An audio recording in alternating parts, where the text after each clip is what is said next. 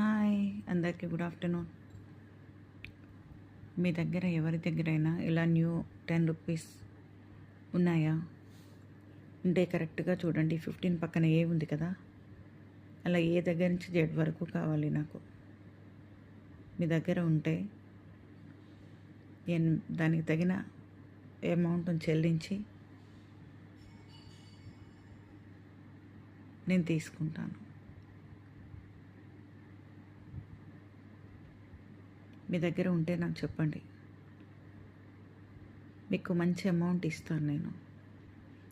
ఈ నోట్ నాకు కావాలి. ఇవి ఏ దగ్గర నుంచి జెడ్ వరకు, ఈ న్యూ ఓల్డ్ అయినా పర్వాలేదు. చూస్తారు కదా, ఇక్కడ